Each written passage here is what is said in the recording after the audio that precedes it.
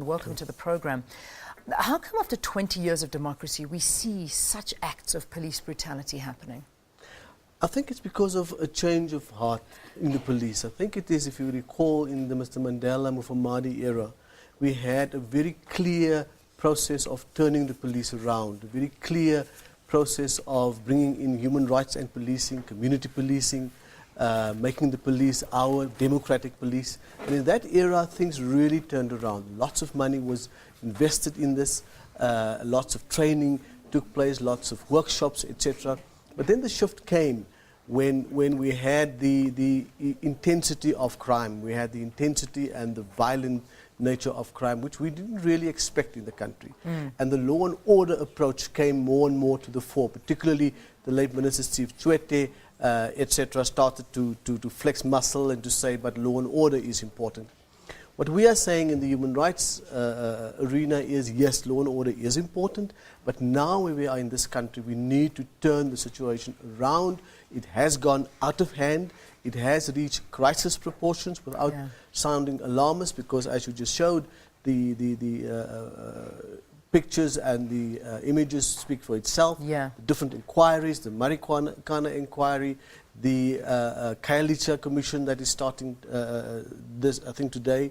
And we need to turn this around. We certainly do. Can one assume from these incidences and from looking at the visuals that perhaps our police are not adequately trained to deal with protesters? Is that perhaps one of the problems? Yes, I certainly think so. I do not think they are properly trained unless they are given a mandate. Unless someone is telling them in their training, shoot people. Unless someone is saying shoot to kill, which we've already heard. Unless someone in the training management divisions are saying, don't worry, we will back you up with legal backing, we will take these cases, we will drag it out, we will drag out, we won't give our support at the commissions of inquiry, we will give conflicting statements. It's unless there's a deliberate attempt. The sense is really that there are people in the police who want to make a difference. The sense is really there are people in management who want to make a difference.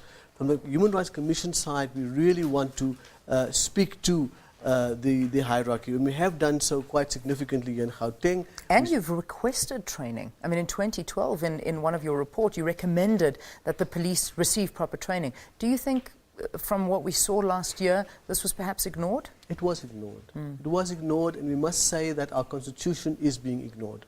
In the country in general, we are sliding into lawlessness, lawlessness within the police, lawlessness within the politicians, lawlessness within private sector. We had Minister Mothutlung here this morning again on that particular issue, and it's a civilian. So our country is very much in danger of sliding into serious lawlessness. And within that context, the police have to institute law and order. They have to establish law and order.